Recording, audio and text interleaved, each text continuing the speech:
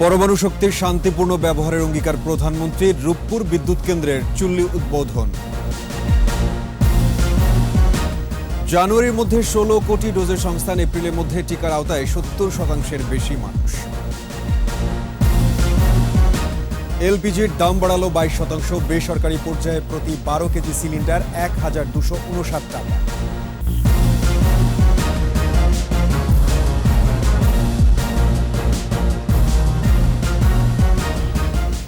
শুনছিলেন first security ইসলামী bank limited সংবাদ শিরোনাম। আমন্ত্রণ রাত 9:21 সংবাদে। আপনাদের সাথে আছি আমি সাব্বির আহমেদ। দর্শক, 21 টেলিভিশনের সংবাদ একই সাথে সরাসরি দেখতে পাবেন আমাদের ফেসবুক পেজ www.facebook.com/2124 অনলাইনে। পরমাণু দিয়ে অস্ত্র নয়, বিদ্যুৎ উৎপাদন করে শান্তি প্রতিষ্ঠা করতে চায় বাংলাদেশ। রূপপুর পারমাণবিক বিদ্যুৎ কেন্দ্রের প্রথম চুল্লির উদ্বোধন করে প্রধানমন্ত্রী শেখ হাসিনা জানান, দেশের দক্ষিণাঞ্চলে আরও একটি পারমাণবিক বিদ্যুৎ কেন্দ্র স্থাপনের পরিকল্পনা রয়েছে। বিস্তারিত জানাচ্ছেন আকবর হোসেন সুমন। কার্বন মুক্ত বিদ্যুৎ উৎপাদনের লক্ষ্যে ঈশ্বরদীর রূপপুরে স্থাপন করা হয়েছে পারমাণবিক বিদ্যুৎ কেন্দ্র। পরমাণু শক্তি রূপান্তরে যে স্বপ্নের শুরুটা জাতির পিতা বঙ্গবন্ধু শেখ মুজিবুর রহমানের হাত ধরেই। অবকাঠামো নির্মাণের পর বিদ্যুৎ উৎপাদনের প্রধান অনুষঙ্গ রিঅ্যাক্টর প্রেসার ভেসেল বা সহজ কথায় চুল্লির স্থাপন করা হলো ইউনিট 1-এ। গোটা প্রক্রিয়ায় সহায়তা করছে রাশিয়ান ফেডারেশন। গণভবন থেকে এ কাজের উদ্বোধন করেন প্রধানমন্ত্রী শেখ হাসিনা। পরমাণু শক্তির অংশ হিসেবে বাংলাদেশে এই ব্যয়বহুল প্রকল্প বাস্তবায়ন হলে বছর দুয়েকের মধ্যেই মানুষের ঘরে বিদ্যুৎ পৌঁছে যাবে। প্রধানমন্ত্রীর কণ্ঠে এমন বাস্তবতারই স্বস্তি। আমরা 2009 সালে সরকার গঠন করি। তারপর থেকে আমাদের যে উদ্যোগ, সেই উদ্যোগের ফলেই আজকে এই নিউক্লিয়ার পাওয়ার প্ল্যান্ট আমাদের দেশে তৈরি হচ্ছে। আমরা এখন পরমাণু শক্তির একটা অংশ হিসেবে বাংলাদেশ সেখানে একটা স্থান আমরা করে নিতে পারলাম, এবং সেটা শান্তির জন্য। পরমাণু শক্তির অপব্যবহার না করে শান্তি প্রতিষ্ঠায় বিদ্যুৎ উৎপাদনের প্রতিশ্রুতি দিয়েছে Bangladesh. International atomic energy commission, তাদের অনেক নিয়ম আছে, সেগুলো আমাদের মানতে হয়। তাছাড়া জাতিসংঘে পরমাণু শক্তি আমরা শান্তি রক্ষায় ব্যবহার করব, পরমাণু অস্ত্র বানাবো না, এই চুক্তিও আমাদের স্বাক্ষর করতে হয়, এবং সেখানে আমরা সেটা করি। সরকারের যে কোনো কাজে বুঝে কিংবা না বুঝে সমালোচনা হয় বলে আক্ষেপ করেন প্রধানমন্ত্রী। নানাভাবে নানাজনে কেউ বুঝে না বুঝে অনেক কথা বলে ফেলে, অনেক কথা লিখে ফেলে। অনেক টকশোতে অনেক কথাও হয়, টক মিষ্টি ঝাল মিশিয়ে বহু কথা হয়। এটা তো বাংলাদেশের একটা নিয়ম, চরিত্র। কোনো একটা কিছু করতে গেলেই কেউর মধ্যে খুঁত খোঁজে। যা হোক, আমরা এটুকু বলতে পারি যে আমরা জাতির পিতার স্বপ্ন বাস্তবায়নে রূপপুর পারমাণবিক বিদ্যুৎ কেন্দ্র নির্মাণ প্রকল্প বাস্তবায়নের কাজ আমরা শুরু করি। দক্ষিণাঞ্চলে আরেকটি পারমাণবিক বিদ্যুৎ কেন্দ্র স্থাপনের পরিকল্পনা আছে বলেও জানান প্রধানমন্ত্রী। আমার ইচ্ছে পদ্মার ওপারেই করা, অর্থাৎ দক্ষিণাঞ্চলে করা। তো আমরা জায়গা খুঁজছি, আশা করি এ ব্যাপারে খুব একটা অসুবিধা হবে না। সেখানে যদি আমি আরেকটা নিউক্লিয়ার পাওয়ার প্ল্যান্ট করতে পারি, তো বিদ্যুতের জন্য আর কোনো অসুবিধা আমাদের হবে না। আকবর হোসেন সুমন, 21 টেলিভিশন, ঢাকা। আগামী বছর জানুয়ারির মধ্যে 16 কোটি ডোজ টিকা সংস্থান হবে, এমনটা জানিয়ে স্বাস্থ্যমন্ত্রী জাহিদ মালেক বলেছেন, এপ্রিলের মধ্যে টিকার আওতায় আসবে 70% বেশি মানুষ। একই সাথে 12 থেকে 17 বছরের শিশুরাও শিগগিরই টিকা পাবে বলে ভ্যাকসিন ইস্যুতে সংবাদ সম্মেলনে জানান স্বাস্থ্যমন্ত্রী। বিস্তারিত জানাচ্ছেন স্মৃতি মণ্ডল। সারা দেশে ভ্যাকসিন কার্যক্রম অব্যাহত রাখতে বিভিন্ন উৎস থেকে টিকা সংগ্রহ চলছে নিয়মিতভাবে। রাজধানীতে সংবাদ সম্মেলনে মুখোমুখি হয়ে স্বাস্থ্যমন্ত্রী জানান, দেশে এ পর্যন্ত টিকা এসেছে 7 কোটি 22 লাখ। প্রথম ডোজ টিকা নিয়েছেন 3 কোটি 61 লাখ এবং দ্বিতীয় ডোজ সম্পন্ন করেছেন 1 কোটি 79 লাখ। দৈনিক টিকা দেওয়ার যে হার, সেটা আমাদের বৃদ্ধি করছে, সেটা আমরা ইতিমধ্যে জানিয়ে দিয়েছি আমাদের ডিজি অফিসে এবং আমাদের মন্ত্রণালয়, যে আমাদেরকে টিকা 10 থেকে 15 লক্ষ টিকা প্রত্যেক দিন দিতে হবে, এবং তার পাশাপাশি আমরা একটা বড় ক্যাম্পেইনও করব যদি প্রয়োজন হয়। আগামী বছর জানুয়ারির মধ্যে ক্রয় ছাড়াও বিভিন্ন উৎস থেকে 16 কোটি ডোজ টিকা আসবে বলেও জানান স্বাস্থ্যমন্ত্রী। কোভ্যাক্স ফ্যাসিলিটি থেকে যদি ওনারা যেটা বিনামূল্যে দিচ্ছে, সেই সংখ্যা যদি বাড়ে, তাহলে আমাদের এই সংখ্যাও বেড়ে যাবে। যদি 12 কোটি আমরা মার্চের মধ্যে দিতে পারি, এপ্রিলে দিতে পারি, তাহলে পরে 70%-এর বেশি লোককে আমাদের টিকা দেওয়া হয়ে যাবে। বিশ্ব স্বাস্থ্য সংস্থা অনুমোদন দেয়ায় অনূর্ধ্ব 18 বয়সীরা জন্ম সনদের মাধ্যমে শিগগিরই টিকা পাচ্ছে। ফাইজার টিকা মজুদ আছে 60 লক্ষ, এবং 60 লক্ষ টিকা আমরা 30 লক্ষ ছেলে মেয়েদেরকে দিব, কারণ আমরা সেকেন্ড ডোজ হাতে রেখে দিব, পুরোটা দিয়ে দিব না। এবং আমরা দিব 12 থেকে 17 বছর বয়সের ছেলে মেয়েদেরকে। মন্ত্রী বলেন, টিকা উৎপাদনে পূর্ণাঙ্গ সহায়তা দেয়ারও আশ্বাস দিয়েছে বিশ্ব স্বাস্থ্য সংস্থা। আমরা ইমিডিয়েটলি শুরু হয়ে যাবে। স্মৃতি মণ্ডল, 21 টেলিভিশন, ঢাকা। করোনায় একদিনের ব্যবধানে মৃত্যু আবার কমেছে। 24 ঘন্টায় প্রাণ গেছে 14 জনের, মৃতের সংখ্যা বেড়ে 27,688। স্বাস্থ্য অধিদপ্তরের সর্বশেষ তথ্য বলছে 821টি ল্যাবে 20,355টি নমুনা পরীক্ষায় শনাক্ত 481। মোট শনাক্ত 15,62,359। নতুন 699 জন সহ সুস্থ 15,23,833 জন।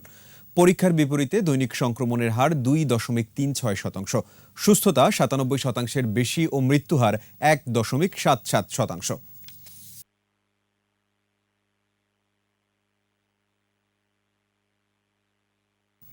আবারও বাড়ল এলপিজির দাম। বেসরকারি পর্যায়ে প্রতি কেজির মূল্য বেড়ে এখন 104 টাকা 92 পয়সা। ফলে গৃহস্থালিতে ব্যবহৃত 12 কেজির সিলিন্ডারের মূল্য বেড়ে দাঁড়ালো 1,259 টাকায়। যানবাহনে ব্যবহৃত অটো গ্যাসের দামও বেড়েছে। Bangladesh energy regulatory commission BERC এলপিজির নতুন এ মূল্য বেঁধে দেয়, যা তাৎক্ষণিক কার্যকর হবে বলে জানিয়েছে সংস্থাটি। মেহেদী হাসানের রিপোর্ট। আন্তর্জাতিক বাজারে মূল্য বৃদ্ধি, সংরক্ষণ ও বিতরণ ব্যয় বাড়ায় এলপিজির দাম বাড়ানোর আবেদন ছিল বেসরকারি পরিবেশকদের। গত 13 সেপ্টেম্বর এই আবেদনের উপর শুনানি করে Bangladesh energy regulatory commission BERC। প্রায় 1 মাস পর এলো মূল্যবৃদ্ধির ঘোষণা। বর্ধিত মূল্য অনুযায়ী গৃহস্থালিতে ব্যবহৃত প্রতি কেজি এলপিজির দাম 104 টাকা 92 পয়সা। এর ফলে 12 কেজি ওজনের প্রতিটি সিলিন্ডারের মূল্য 226 টাকা বেড়ে উন্নীত হল 1,259 টাকায়। পাশাপাশি যানবাহনে ব্যবহৃত এলপি গ্যাস বা অটো গ্যাসের দামও বেড়েছে। প্রতি লিটার অটো গ্যাসের মূল্য নির্ধারণ করা হয়েছে 58 টাকা 68 পয়সা। 12 কেজিতে 158 টাকা বৃদ্ধি পেয়েছে শুধুমাত্র সৌদি সিমের কারণে। এর সঙ্গে আমাদের জাহাজ ভাড়া, তারপরে ওই মূসকের পার্সেন্টেজ।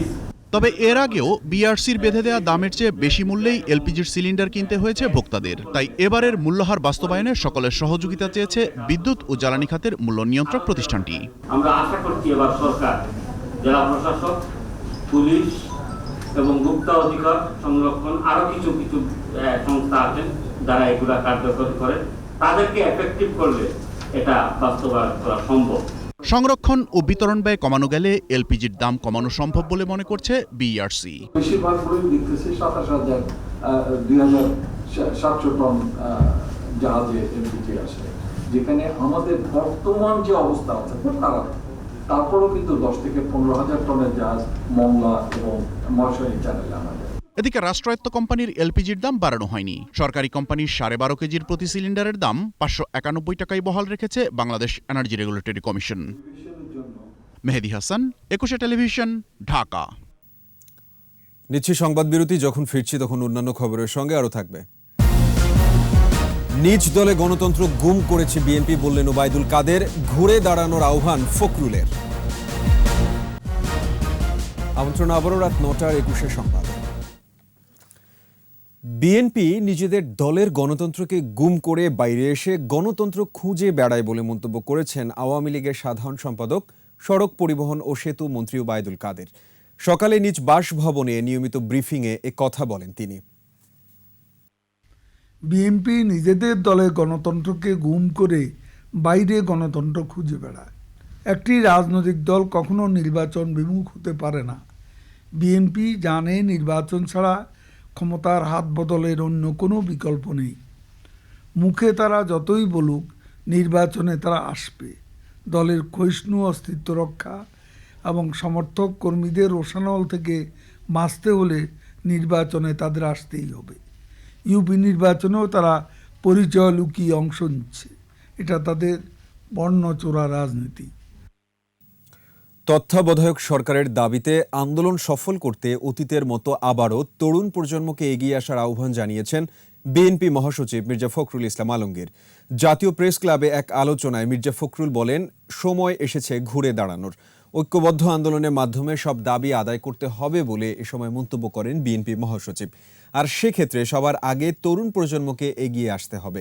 নির্দলীয় সরকারের অধীনে নির্বাচনের মাধ্যমে ভোটের অধিকার নিশ্চিত করতে হবে বলেও জানান মির্জা ফখরুল। একটি সম্পূর্ণ নিরপেক্ষ তত্ত্বাবধায়ক সরকারের অধীনে নিরপেক্ষ নির্বাচন কমিশনের পরিচালনায় একটি নির্বাচন দিতে হবে, যে নির্বাচনে জনগণ তাদের পছন্দ মতো সরকার তৈরি করবে, পার্লামেন্ট তৈরি করবে।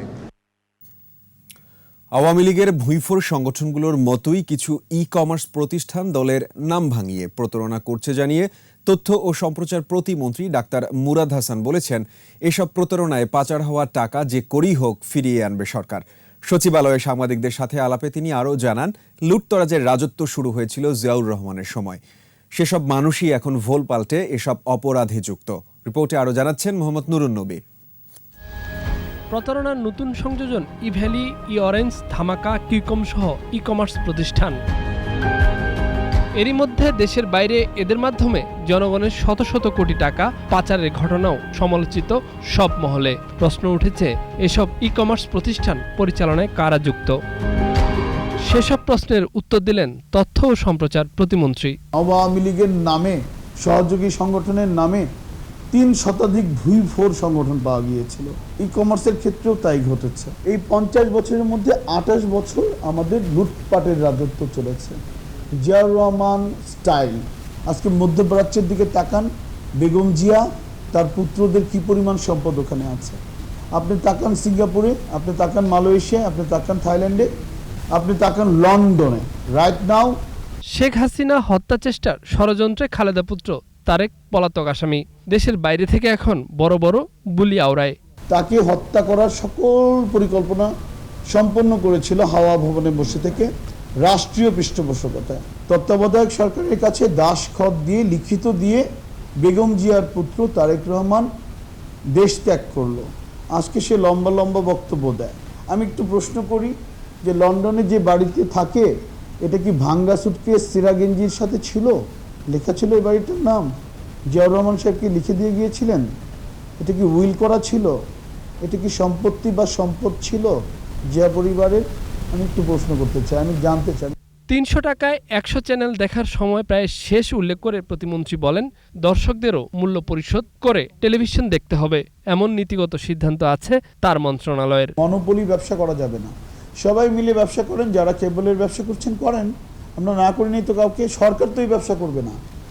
সরকারের এটা ব্যবসা না, সরকারের নীতিগত সিদ্ধান্ত।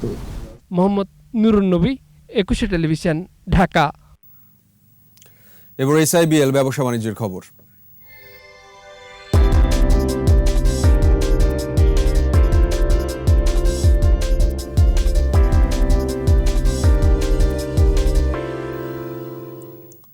বাংলাদেশের সামগ্রিক উন্নয়নে চীনের অবদান অনেক বেশি বলে মন্তব্য করেছেন বাণিজ্যমন্ত্রী টিপু মুনশি। অর্থনৈতিক রিপোর্টারদের সংগঠন ইআরএফ ও বাংলাদেশ চায়না চেম্বার আয়োজিত বেস্ট রিপোর্ট অ্যাওয়ার্ড অনুষ্ঠানে এ মন্তব্য করেন তিনি। বিভিন্ন ক্যাটাগরিতে 10 জন সাংবাদিককে সম্মাননা জানানো হয়। বাংলাদেশ চায়না চেম্বারের সভাপতি গাজী গোলাম মর্তুজার সভাপতিত্বে অনুষ্ঠানে চীনের রাষ্ট্রদূত লি জিমিং উপস্থিত ছিলেন। এ সময় করোনা পরবর্তী অর্থনীতি এগিয়ে নিতে একসাথে কাজ করার অঙ্গীকার করেন চীনা রাষ্ট্রদূত। আর এই সাথে শেষ করছি রাত 9টার 21 সংবাদ। যাবার আগে ফার্স্ট সিকিউরিটি ইসলামী ব্যাংক লিমিটেড সংবাদ শিরোনামগুলো আরও একবার।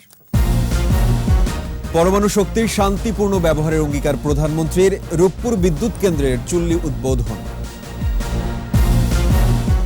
জানুয়ারির মধ্যে 16 কোটি ডোজের সংস্থান। এপ্রিলের মধ্যে টিকার আওতায় 70% বেশি মানুষ। এলপিজির দাম বাড়ালো 22%। বেসরকারি পর্যায়ে প্রতি 12 কেজি সিলিন্ডার 1259 টাকা।